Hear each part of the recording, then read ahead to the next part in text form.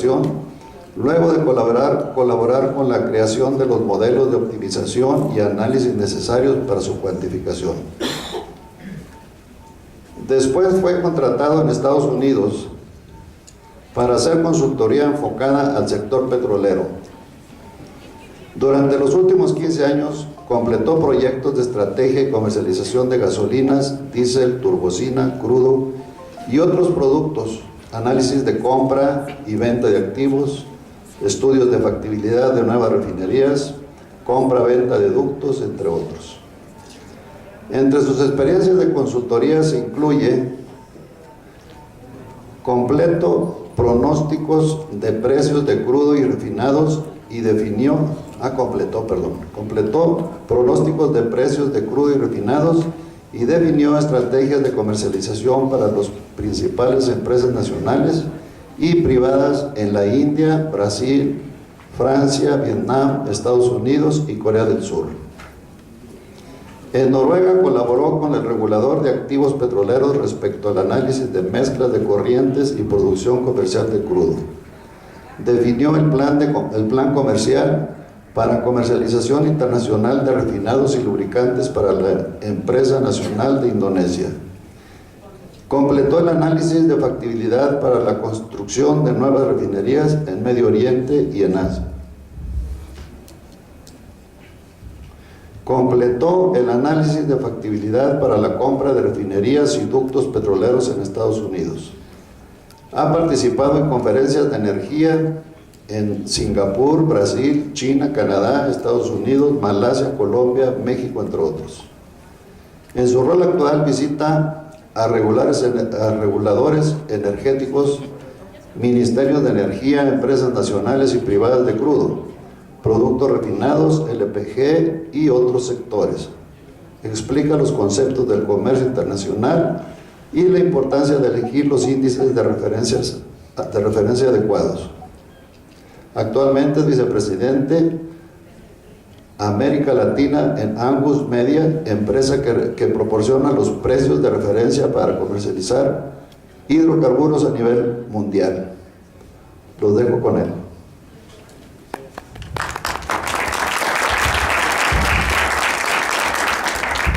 Muy buenas tardes, muchísimas gracias por su paciencia, aprecio muchísimo que tengan ustedes las ganas de estar aquí a estas horas un viernes. No sé si sea por esperar al Ciptex y a Cristian Castro, pero espero que sea por el contenido. Hay muchísima información, hay mucho de qué hablar en esta tarde. Obviamente no podemos hacer los expertos en la importación de gasolina, todos los conceptos que deben de conocer para traer producto a México, pero tenemos la esperanza de que esta información que vamos a compartir sea una base útil para ustedes. Es relevante, es como cuando ustedes van a pedir un préstamo bancario, un crédito, que conozcan lo mínimo de qué es lo que mueve los precios internacionales, así como cuando ustedes tienen que conocer en dónde andan las tasas de interés de los bancos, etcétera, ¿no? Porque no quisieran firmar una hipoteca o un préstamo con un 45% de interés, ¿no? Que habrá entidades que les quieran dar un préstamo y cobrarles 100% de interés anual, o habrá entidades bancarias que les quieran dar un 11% de interés. Entonces, de la misma forma, en el mercado internacional de refinados es bien relevante que conozcan ustedes lo básico, lo mínimo que rige el mercado internacional. Si ustedes han sido gasolineros en algún momento, si todavía lo son, o están alrededor de este sector, ya han sido parte del mercado internacional de productos durante muchas décadas. La diferencia es que ahora les están quitando literalmente los anteojos y los están dejando ver el mercado internacional. Van a ser expuestos. El mercado internacional les impacta, les causa una diferencia de resultados. Aunque ustedes nada más tengan 2 estaciones de gasolina, allá en Tlaxcala, en Puebla, en Chiapas, o sea, en un grupo corporativo de 500 o de 700, y piensen que agregando volumen con eso ya van a poder tener poder de negociación. Desde el más pequeño hasta el más grande, el precio internacional los va a impactar, y es relevante que conozcan conceptos básicos al menos. El precio con el que se importa la gasolina o el diésel no se crea solo. No hay un precio que salió de la nada y que ustedes usan como importación.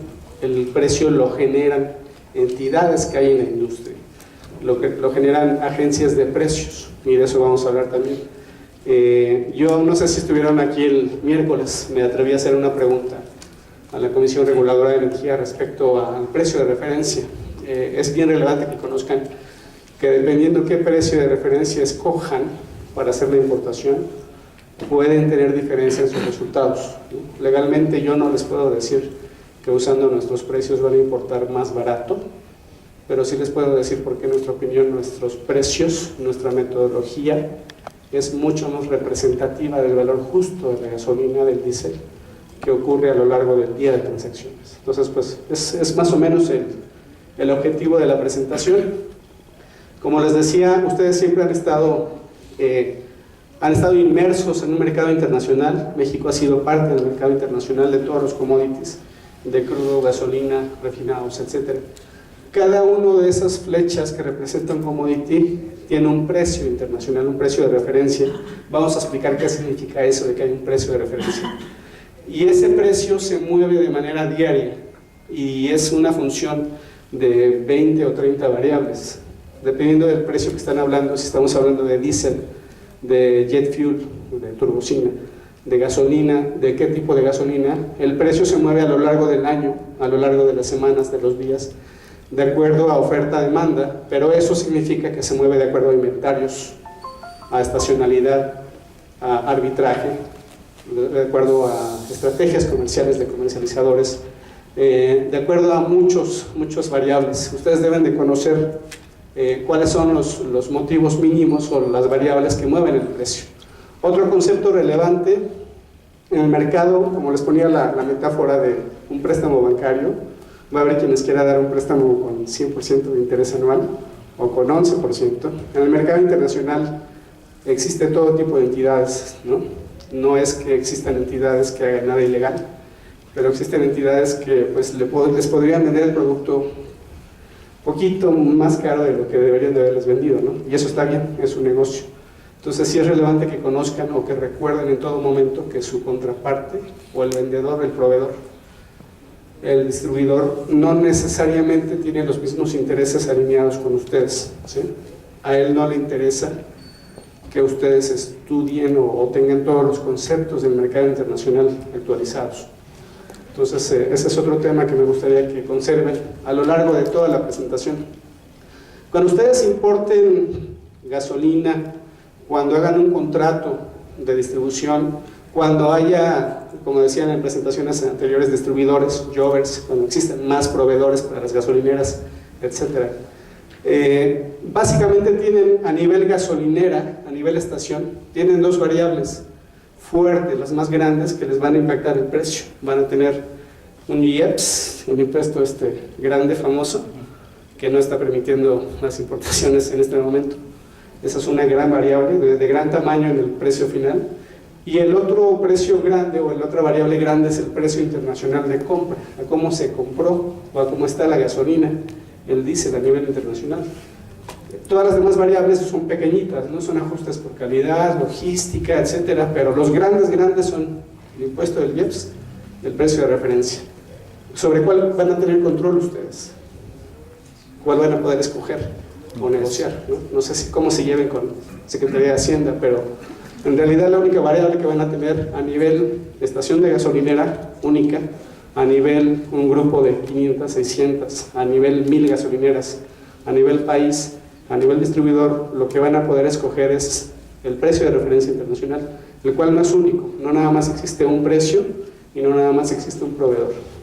Entonces, de lo que vamos a hablar en la presentación va a ser darles una introducción de cómo funciona el mercado internacional de refinados, cómo se hace el comercio internacional y cómo se utilizan los precios de referencia internacional. Pensamos que son temas bastante relevantes para ustedes. Vamos a hablarles dentro de lo que es el funcionamiento del mercado internacional, estos dos conceptos diferentes, que es el mercado spot y el mercado de rack, lo que llamamos el mercado logístico.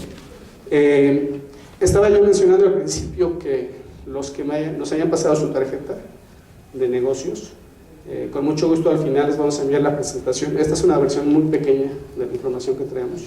Al final les enviamos más información. Si se contactan con nosotros, con mucho gusto les enviamos mucho más información. Les podemos dar muestras, tenemos un booth ahí abajo por si quieren tomar también más información ahí. Esto ustedes se lo saben de memoria mejor que yo, cómo está el consumo de gasolina en México, en qué región se consume más o menos, y también conocen muy bien en dónde está la producción, ¿no? Conocen dónde tiene que moverse vía pipas hasta Cancún el producto, con algunas terminales aquí, conocen que de este lado hay que importar todo, etc. Esto no se los voy a narrar porque ya lo conocen ustedes. Uno pensaría que las opciones que va a tener México para traer producto refinado va a ser o por el Pacífico, por el West Coast, por el norte, por la frontera o por el Golfo.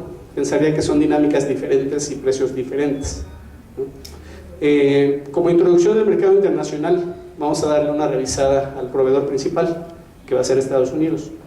Los Estados Unidos, si saben ustedes del mercado internacional, se dividen en regiones logísticas por cuestión de mercado, de infraestructura. La costa del Golfo es el centro refinador más grande del mundo. Como dato, no sé si se sepan, la capacidad de refinación de México es pequeñita, ¿no? Los Estados Unidos tienen más de 17,5 millones de barriles por día de capacidad de refinación. Diariamente usan esa capacidad, 17,5 millones. De esos 17,5 millones de barriles por día, más de la mitad, casi un 60%, casi 11 millones están aquí en el Golfo.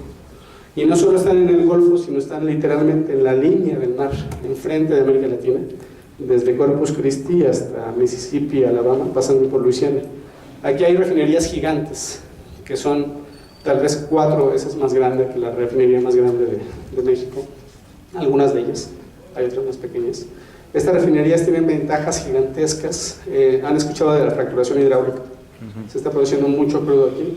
No sé si, no me quiero meter a upstream, pero en cuanto a producción petrolera, el régimen fiscal que tienen los fracturadores hidráulicos es muy ventajoso. Cuando ustedes van a producir crudo de manera convencional, lo que ustedes hacen es, por cada barril que producen, pagan regalía, pagan impuestos, etc. La producción de fracturación hidráulica es bien práctica y incentiva mucho que haya mucha producción, porque ustedes pueden hacer una inversión entre 2 que 3 de ustedes gasolineros, producen el crudo tal vez hoy a $23, 24, hay fracturadores que lo sacan barato, lo venden a 40, 50, y esa diferencia, lo que ganan, se lo reparten sin pagar los impuestos corporativos que otras empresas petroleras pagan para producir crudo convencional. Ya que se repartieron la ganancia, entonces ya individualmente tú pagas impuestos como persona. Pero ese régimen fiscal ha hecho que, aunque el precio del crudo haya bajado a 28, 30 dólares, se siga produciendo mucho, porque mientras hay una diferencia de producción, sale volumen. A diferencia de Noruega, de Brasil, etcétera, que sí les pegó, ¿no? Porque hay otro régimen fiscal diferente. Aquí el mensaje es que hay mucha producción de fracturación hidráulica y por lo tanto estos refinadores tienen crudo ligero muy barato. Sus refinerías están configuradas para procesar también crudo pesado, el cual está descontado respecto al crudo ligero. Entonces tienen crudo pesado muy barato. El gas natural que sale de la fracturación hidráulica es muy barato, porque se produce como subproducto casi de fracturación hidráulica, y ese se usa para operar en la refinería, para los hornos, para los reactores. Entonces no hay refinería en América Latina que pueda producir un barril de gasolina más barato que estas refinerías. De hecho, no sé qué vaya a pasar, sinceramente, con Pemex Refinación, si se abriera el mercado realmente y los gasolineros tuvieran opción de escoger si siempre importar, ¿no? O por precio comprarle a Pemex Refinación, ¿no? No sé qué pasará, porque estas refinerías son muy poderosas. Entonces, el mensaje es, siempre que se pueda, la gran mayoría del porcentaje, el volumen siempre va a venir del Golfo, de aquí, de esta parte, y vamos, las inversiones que se tomen en cuenta, la infraestructura, los tanques, que consideren el Golfo para recibir en puerto, almacenamiento, trenes, etcétera, desde mi punto de vista puede ser de lo más ventajoso, ¿no? No digo que no tenga sentido mover una barcaza aquí a Ensenada, o bueno, del lado de Baja California, volúmenes pequeños, se está haciendo, se ha hecho, y no digo que no valga la pena mover trenes o pipas, ¿no?, por la frontera, pero el gran volumen va a venir del Golfo. En cuanto a importaciones de México, por la cercanía de este centro de refinación que yo les platicaba, básicamente va a haber 2 grandes precios, 2 grandes opciones de compra para ustedes. Puede que ustedes sean un grupo gasolinero muy pequeño y no vayan a importar directamente, pero la esperanza con la reforma es que haya varios importadores, que no solamente sea Pemex a través de PMI, que traigan el producto y que ustedes puedan escoger a qué importador le van a comprar, ¿no? A qué distribuidor. Entonces, básicamente, para poder traer la gasolina, el producto a cualquier ciudad de México, va a haber una referencia internacional del mercado spot, o va a haber un precio logístico, que es un precio que se da en un ducto, en un rack que le llaman, en una zona de carga, afuera de las refinerías o afuera de los centros de distribución, en el interior del país. Vamos a explicar cada uno de esos dos conceptos, cómo se forman y cómo funcionan, cómo se utilizan. Aquí, haciendo un acercamiento ilustrativo, digamos que esto es México, esa es la frontera norte, aquí habría comercializadores de Nuevo León, de Chihuahua, etcétera, que traigan producto hacia el sur, y aquí estaría la importación vía Tuxpan o vía el Golfo para el interior del país. Entonces vamos a explicar cada uno de los conceptos. El mercado spot es el precio de referencia que se forma, que reporta una agencia de precios como Argus o como Platts, que es la otra agencia que se utiliza normalmente en el mundo, que se refiere a transacciones que hacen entre una cantidad de productores, refinadores, comercializadores y sus compradores en una zona geográfica para un producto específico de una calidad. Esto quiere decir que en una metáfora muy burda, pero es muy sencilla y muy útil, vamos a explicarles que si ustedes nos fueran a ayudar a descubrir a cómo está el precio del limón, el precio oficial, el precio de referencia del limón en la Ciudad de México, lo que ustedes harían sería ir en donde se junten todos los compradores y todos los vendedores de limón en la ciudad. Entonces digamos que llegarían a la central de abastos, ¿no? En ese lugar físico, ustedes saben que van a recibir limones, ya hay compradores y vendedores. En ese ejemplo más o menos es el Golfo de los Estados Unidos. Ahí se juntan los refinadores que producen gasolina, el diésel, y se juntan los compradores, y esas transacciones van a generar a través de una agencia de precios que reporta el precio internacional de referencia. En el ejemplo del limón que les decía, aquí están todos los compradores que pueden ser refinadores, productores de diésel, de gasolina, y todos los que les compran. El comprador puede ser el trader, el comercializador que está aquí en la torre de Pemex, de PMI, o puede ser a lo mejor un comercializador de Chile, de Colombia, o puede ser un comercializador internacional, que son varios. Seguramente hay aquí algunas personas de los grandes comercializadores internacionales que se dedican a comprar y vender producto en la región. Y les decía yo que una agencia de precios, que es la que atestigua, la que es testigo de todas estas transacciones, reporta los precios que se llevan a cabo. La manera más sencilla de entender el precio spot es este. En el ejemplo de la central de abastos, digamos que ustedes, desde que abre físicamente sus puertas el mercado, ustedes entran a la central de abastos y van preguntándole a cada vendedor y a cada comprador cuántos limones compró y a cómo los compró, cuántos limones vendió y a cómo los vendió. Entonces digamos que Argus llega al mercado y te pregunta, ¿tú le vendiste a él limones? ¿A cómo? ¿No? 20 pesos, 100 kilos, ¿no? A lo mejor el caballero vendió 1000 kilos y se los dio a 7 pesos nada más, porque son 1000 kilos, ¿no? Entonces, cada transacción, Argus toma nota, le compra al comprador. Oye, tú le pregunta al comprador, ¿tú le compraste a él? Sí, le compré 20 kilos, ok. Entonces, si confirmamos con el comprador y con el vendedor la misma transacción, se convierte en un punto de la base de datos de Argus. Transacciones confirmadas las vamos recolectando a lo largo del día, y después físicamente cierra sus puertas la central de abastos. Esto es más o menos como se forman los precios internacionales de la gasolina, del diésel, del jet fuel, con refinadores y con compradores, que pueden ser compradores finales, o sea, gente como Pemex, como Ecopetrol, como PDVSA de América Latina, o pueden ser intermediarios, comercializadores, que compran volumen grande al refinador y que luego venden poco en Panamá, venden poco en México, en Venezuela, en Costa Rica. Entonces hay traders internacionales que llegan a este mercado y compran. A lo largo del día lo que hace Argus es que identifica a quién fue el que vendió el barril más caro de la gasolina, y lo reportamos como el precio máximo del día. Identificamos quién es el que vendió el barril más barato, lo reportamos como el mínimo del día. Todos ellos, en lugar de que yo les llegue a preguntar si compraste o vendiste, lo que hacen es que de manera electrónica nos mandan la información directamente a las agencias de precios.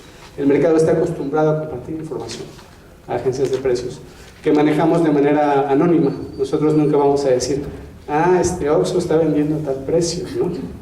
Sino nosotros recopilamos la información de manera objetiva, independiente, y todo lo que es el equipo de facturación, o sea, yo ni siquiera te creo a ti como comprador o vendedor, sino la gente que está atrás de ti, que hizo la factura, el equipo de crédito, etcétera, nos manda la información. Las agencias de precios a lo que se dedican, a recopilar la información, hacen un reporte. Cuando cierra el mercado, nuestros reporteros escriben qué variables movieron el precio de la gasolina, por qué subió, por qué cayó, y ahí viene la tabla de precios del día. Así es como funcionamos. Esta era exactamente la misma metodología que tenía la otra gran agencia de precios, que se llama Platts, que está en la regulación del cálculo de precio de primera mano, que conocen la Secretaría de Hacienda y la CRE. Esta metodología de la otra agencia cambió a principios de los 2000.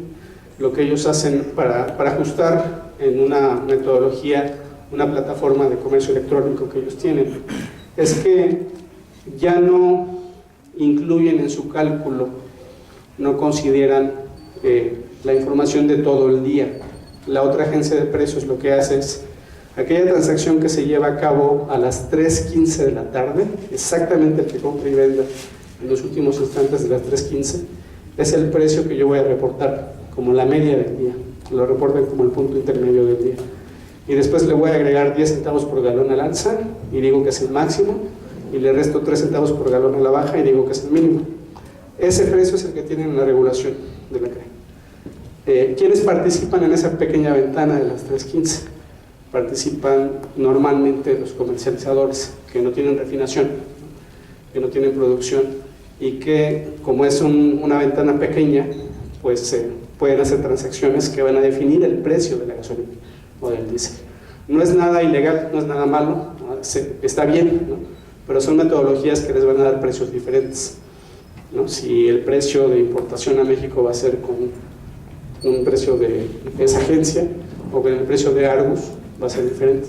Ahora bien, Argus, como tiene todo el precio de todo el día, lo que hace también es un promedio ponderado. Les calculamos la sumatoria del volumen y del precio, y les vamos a dar el precio promedio ponderado de la gasolina, que en nuestra opinión es la mejor opción que tienen para importar, para regular, para cobrar impuestos, porque es el sentimiento del precio del día, ¿no? A lo largo del día. Entonces les decía yo que la agencia de precios es la que va de manera independiente, objetiva, es una tercera entidad que está en medio de la transacción, que recopila la información. ¿Cómo se compra en el mercado internacional la gasolina? ¿Cómo se vende? Normalmente se vende de esta forma, con un precio de referencia, digamos la gasolina terminada de 85 octanos, más o menos un diferencial. Esa es la negociación que ustedes hacen. Dependiendo del volumen que ustedes compren, dependiendo de quién sean, o bueno, del importador, del comercializador, les van a dar más 4 centavos por galón, más 10 centavos por galón, más 12 centavos por galón. En el mercado de los productos refinados se manejan las transacciones en términos de centavos por galón, no en dólares por litro. Es como se comercia normalmente a nivel internacional. Una diferencia de 2, 3 centavos por galón ya comienza a ser importante.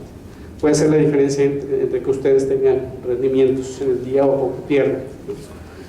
Una diferencia de 5 centavos por galón puede ser gigante. Una diferencia de 10 centavos por galón pasada a dólares por barril, pasada a miles de barriles por día, puede ser una diferencia de decenas de millones de dólares al año. Entonces, sí es bien relevante que tengan en cuenta estos diferenciales. Otros conceptos relevantes: cuando se trae la gasolina hasta el Golfo Mexicano, cuando se importa en Tuxpan, digamos, normalmente van a tomar el precio internacional de referencia, el flete, y un concepto que tiene que ver con la legislación de biocombustibles en Estados Unidos, que es una variable que se puede negociar como importador, que no mucha gente lo conoce. En Estados Unidos, no me quiero meter aquí al rollo de legislación americana, pero básicamente lo que hizo el gobierno americano a través del regulador ambiental, etcétera, es que se definió que la gasolina tenga que contener un 10% de etanol, si lo saben, la gasolina terminada americana.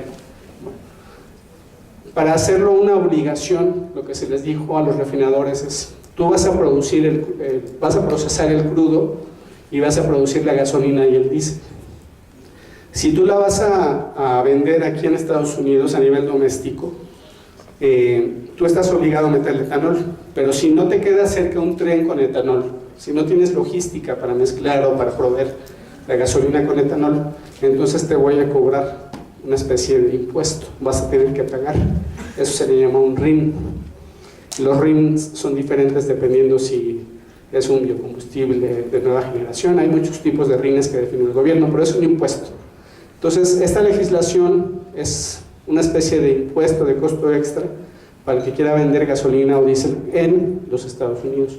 Pero si el producto es exportado, si sale del país, entonces no lo paga el refinador, ¿no? Entonces el refinador tiene todo el incentivo para exportar a México, al resto de América Latina, la gasolina o el diésel que quiera.